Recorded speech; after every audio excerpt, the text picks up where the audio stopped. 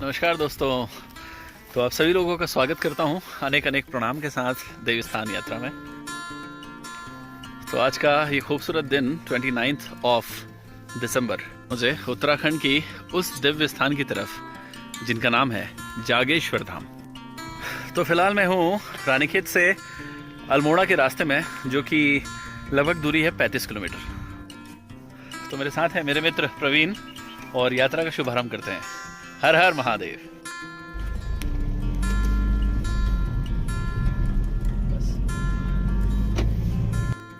तो दोस्तों, जागेश्वर आने के लिए आप सभी लोगों को आना पड़ेगा महानगर से हल्द्वानी रेलवे स्टेशन, और वहां से रानीखेत का रास्ता, और रानीखेत से ही आप सीधे टर्न ले सकते हैं अल्मोड़ा के लिए। चाहें तो अल्मोड़ा भी डायरेक्ट रेलवे स्टेशन से पहुंच सकते हैं। तो फिलहाल मेरे सामने ये खूबसूरत गांव दिखाई दिया है। देखिए कितना सुंदर है ये उत्तराखंड। तो रानीखेत से अल्मोड़ा की यात्रा हम लगभग कंप्लीट करेंगे 1 घंटे में, और अल्मोड़ा से जागेश्वर लगभग 1 घंटा और। तो मान के चलिए रानीखेत से 2 घंटे लगेंगे जागेश्वर धाम पहुंचने में। भारत में 2 सूर्य मंदिर स्थित हैं, जिनमें से एक का द्वार ठीक मेरे सामने है। तो जब रानीखेत से अल्मोड़ा जाएंगे तो आप देखेंगे कि सूर्य मंदिर के भी दर्शन होते हैं। तो गाइस, पहुंच गया हूँ मैं कोसी, और दिखाता हूँ आपको यहाँ की मार्केट। प्रख्यात ये जगह कोसी। तो यहाँ का दही बहुत फेमस है, जो कि जोशी भोजनालय में मिलता है। तो जब भी कोसी आए तो यहाँ के दही का सेवन ज़रूर करें। तो पिछले ब्लॉग में आपको दही दिखा नहीं पाया था, इस बार दही खा के भी रहूँगा और दिखा के भी। ये हमारे जोशी जी, नमस्कार जोशी जी। और ये है इनका जग प्रसिद्ध दही। देखिए कितना स्वादिष्ट है।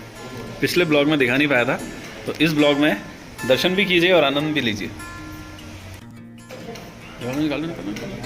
ये बात है। तो जब अल्मोड़ा आए तो खूबसूरत से होम स्टे स्मॉल बर्ड, यहाँ पे जरूर स्टे करें। ये हमारे मित्र का है। So guys, ये देखिए खूबसूरत शहर अल्मोड़ा। तो जागेश्वर धाम की दूरी अल्मोड़ा से मात्र 35 किलोमीटर। चलो साहब। रानीखेत रीजन जो है वो अल्मोड़ा के ये डिस्ट्रिक्ट में आता है। बहुत क्यों ये मंदिर इतना विश्व विख्यात है, उसके बारे में हम चर्चा करेंगे। तो यूं ही नहीं, इसको देवभूमि कहा जाता है, क्योंकि कंकड़ कंकड़ में शंकर है।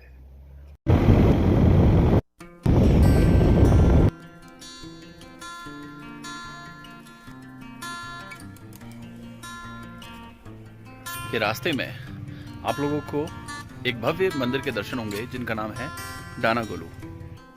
गोलूदेव उत्तराखंड के लोकल देवता।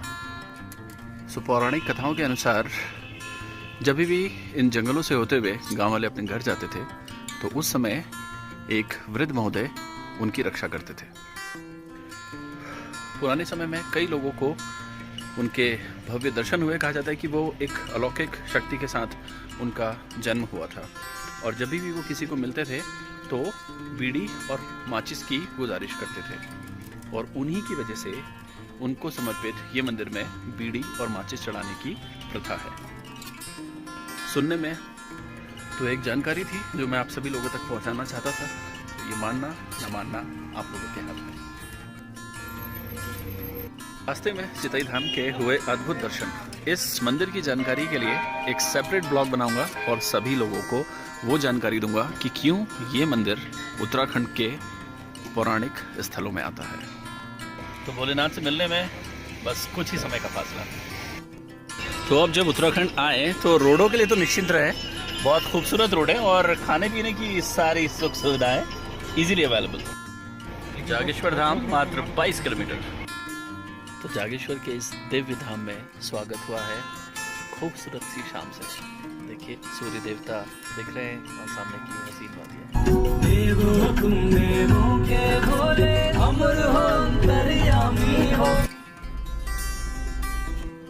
तो ये हसीन शाम और पवित्र जागेश्वर धाम। तो दोस्तों, कितना ही थकान भरा सफ़र करके मैं आऊँ, लेकिन पता नहीं क्यों जब भी मैं इस जागेश्वर धाम के इस प्रांगण में पहुँचता हूँ तो मैं देखता हूँ कि एक खूबसूरत सा वातावरण मुझको दिखता है, और एक शांति सी अनुभव होती है। वो शांति पूरे पहाड़ों में है, लेकिन जब मैं इस जगह पे पहुंचता हूँ तो एक अलग शांति का अनुभव करता हूँ।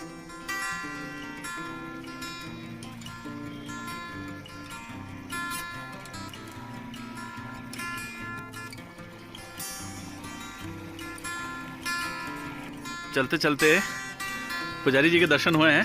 पुजारी जी के शिरमा शिवजी बसन पाउमा बसन कालिका मनमा सुबुद्धि शुभ लगन रक्षा गरुन् मालिका।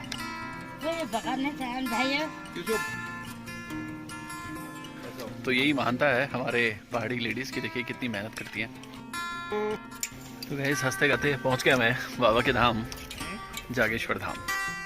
तो देखिए कुछ इस तरीके का है मेरे बाबा का धाम। दिसंबर का महीना है और यकीन मानिए बहुत ज़्यादा ठंड है, इसलिए जैकेट भी निकल गया है। सामने मंदिर के देवी दर्शन शुरू। तो निश्चिंत रहिएगा, रहने की, खाने पीने की, ATMs सारी सुविधाएं यहाँ पे इजीली, बहुत इजीली अवेलेबल है। तो निश्चिंत होकर के आइए, बाबा का नाम लीजिए और शिव की भक्ति में डूब जाइए। तो गाइस देखिए कितना भव्य और अलौकिक है बाबा का धाम। हर हर महादेव, हर हर महादेव, जय शिव शंभो। तो अंदर शायद कैमरा अलाउ ना हो, तो इसलिए बाबा के शिवलिंग के दर्शन करूंगा और आप सभी लोगों की तरफ से भगवान को प्रणाम।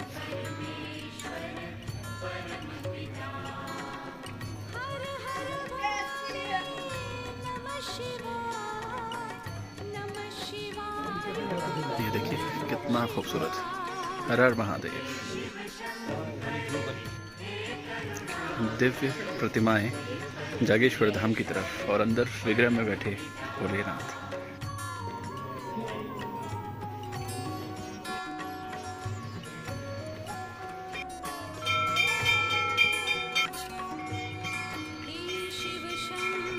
ये है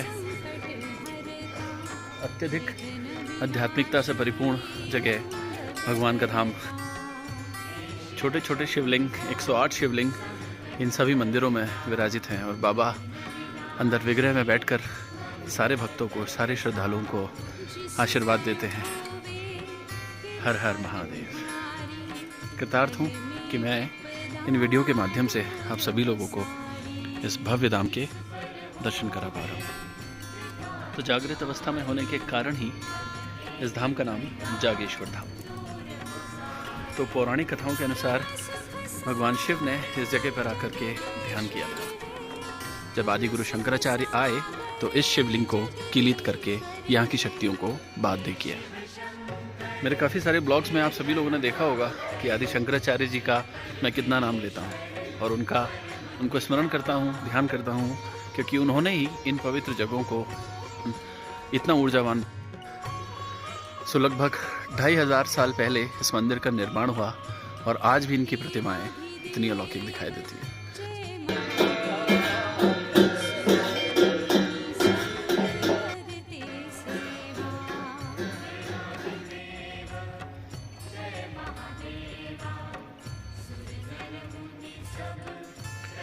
श्री राम भगवान शिव का वर्णन करते हैं, लवकुश जी भगवान शिव का वर्णन करते हैं स्कंद पुराण में, मानस खंड में और काफ़ी सारे और भी उपनिषदों में यहाँ का वर्णन है। कहा जाता है कि इसको 8वां ज्योतिर्लिंग, लेकिन 8वां ज्योतिर्लिंग भगवान नागेश्वर जो कि गुजरात में भी है।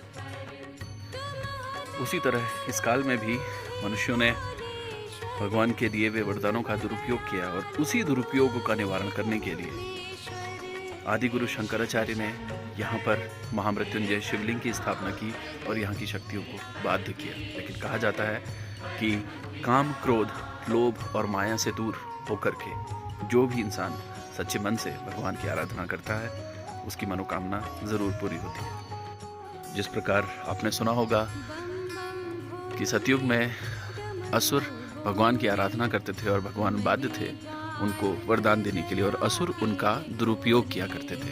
क्योंकि भगवान यहाँ पे जागृत हैं तो मनुष्यों के मांगे हुए किसी भी वरदान को वो पूरा करते हैं, क्योंकि वो भगवान भोलेनाथ हैं। तो जागेश्वर धाम सतयुग का स्थान है, क्योंकि भगवान भोलेनाथ ने यहाँ करके ध्यान किया और तप किया और जागृत रूप में यहाँ पे वास किया।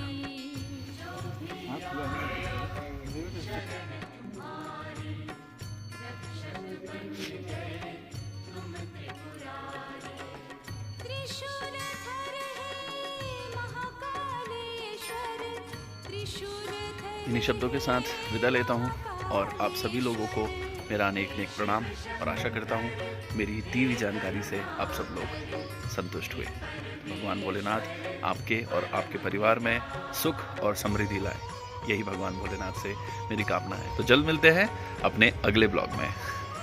हर हर महादेव।